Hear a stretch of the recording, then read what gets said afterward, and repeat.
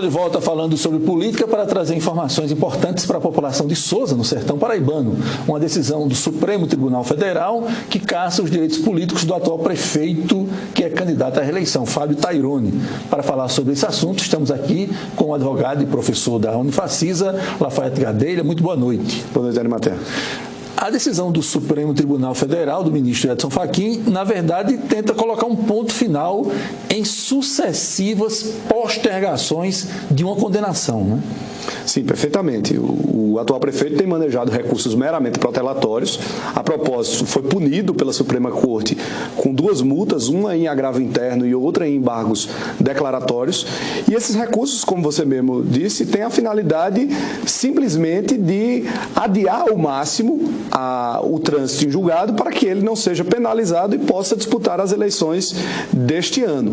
No entanto, o STF, através do voto do ministro Edson Fachin, foi muito claro no sentido de que a matéria sobre suspensão dos direitos políticos ela está preclusa, de modo que não há o que se discutir mais sobre a matéria referente à suspensão dos direitos políticos, que é aquilo que o torna inelegível. A única coisa que está sendo discutida nesses recursos, nesse momento, são multas processuais, exatamente essas multas processuais que a ele foram impostas.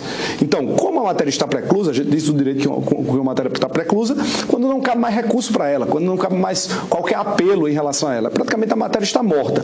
Então, se a matéria sobre suspensão dos direitos políticos está preclusa, ele deve ser considerado inelegível, uma vez que quem não tem a plenitude, o pleno exercício dos seus direitos políticos, não pode nem votar em matéria, que dirá ser votado.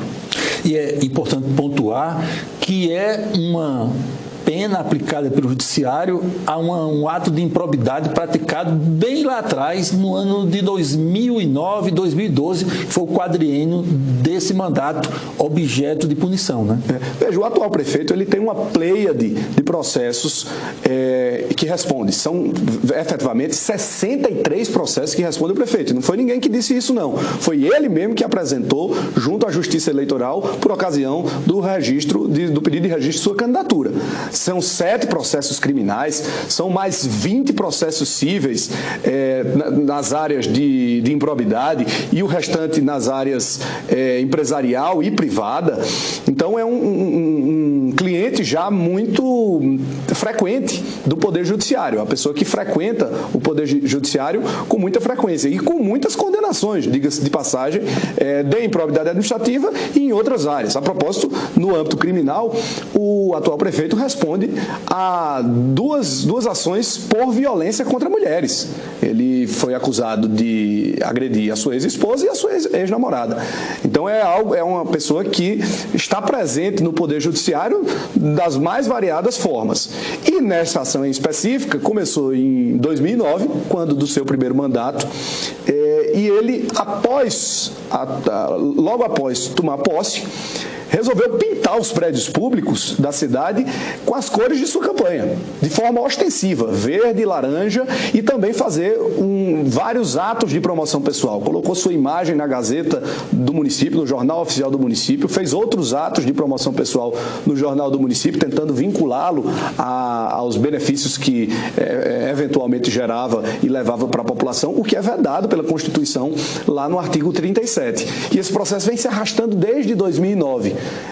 E hoje se encontra no STF em fase final, quando, como eu digo e repito, a matéria sobre direitos políticos, conforme o voto do relator, do ministro Edson Fachin, está preclusa e, portanto, sobre ela não cabe mais discussão. E é bom pontuar que, desde a condenação imposta ao atual prefeito de Sousa pelo Tribunal de Justiça da Paraíba, em termos de tribunais superiores, isso se arrasta praticamente desde meados da década que nós estamos concluindo, né? Sim, perfeitamente. Depois do acórdão que o condenou no Tribunal de Justiça da Paraíba, ele manejou recursos para o Superior Tribunal de Justiça, o STJ, e também para o Supremo Tribunal Federal. Imagino aí que pelos idos de 2014, 2015. Então, você vê, nos tribunais superiores, esse processo já rola há pelo menos mais de 5 anos. Então, é um tremendo absurdo, é um completo desvio de finalidade na tentativa recursal. Agora, Lafayette, como é que essa decisão recente do Supremo, ela mergulha na tramitação dos pedidos de registro de candidatura, que é a etapa eleitoral que nós estamos vivenciando? Na verdade, como dito, o ministro Edson Fachin, ele só, e acompanhado pela unanimidade da Corte, ele só confirmou aquilo que já era sediço, que houve a suspensão dos direitos políticos, ele foi condenado por ato de improbidade administrativa à suspensão dos direitos políticos. Isso retira dele a capacidade de elegibilidade e, por conseguinte, é necessário que haja um indeferimento da candidatura, tendo em vista que hoje ele está inelegível. Então, a consequência natural da suspensão dos direitos políticos é o cidadão deixar de poder votar e deixar de poder ser votado. E o juiz de primeiro grau de Souza já deve, na sua apreciação, considerar esse fato novo. Sim, certamente. O Tribunal Regional Eleitoral já existe, já está em tramitação esse pedido de impugnação do registro de candidatura. Isso deve ser algo avaliado pelo Tribunal Regional Eleitoral, e eu digo mais, o Tribunal Regional Eleitoral deve indeferir a candidatura do atual prefeito, tendo em vista que hoje ele tem os seus direitos políticos suspensos. E, para além disso, ele foi condenado por improbidade administrativa em um ato que houve violação aos princípios da administração pública, mas houve por extração dos fundamentos da decisão também dano ao erário e enriquecimento ilícito, se nós extrairmos dos fundamentos da decisão. Por quê? Ele vai ter de ressarcir recursos ao erário, porque gastou recursos do governo com um ato de promoção pessoal. O relator do Tribunal de Justiça mandou ele devolver recursos ao erário e também economizou dinheiro, que seria dinheiro particular, porque gastou com recursos públicos para um ato que lhe favoreceu pessoalmente. E é oportuno repisar para o telespectador que, ao longo aí dos últimos meses, anos até, e ao longo de todas as demandas, a advocacia, a defesa do prefeito de Souza já não discute a questão do mérito e, igualmente, os magistrados não estão se debruçando sobre isso. É página virada. O que estamos tendo é tão somente a postergação dos efeitos de uma condenação já irrecorrível. Exatamente. A discussão no STF, nesse momento, ela cinge-se tão somente à discussão sobre a aplicação das multas processuais. Ou seja, a matéria sobre a suspensão dos direitos políticos, a discussão sobre a suspensão dos direitos políticos, essa está encerrada. E o ministro foi muito claro por quê? Porque ele vinha tentando anteriormente retirar a suspensão dos direitos políticos e, em um dado recurso, ele não mais se importou com a retirada da suspensão dos direitos políticos e requereu apenas a retirada das multas. Em seguida, ele insistiu na retirada da suspensão dos direitos políticos. É matéria já pacificada de que a inovação recursal não é possível. Se você deixa de falar sobre um determinado assunto em um determinado momento processual, aquilo ali precluiu, aquilo ali morreu. Então a matéria sobre a suspensão dos direitos políticos já está encerrada há algum tempo.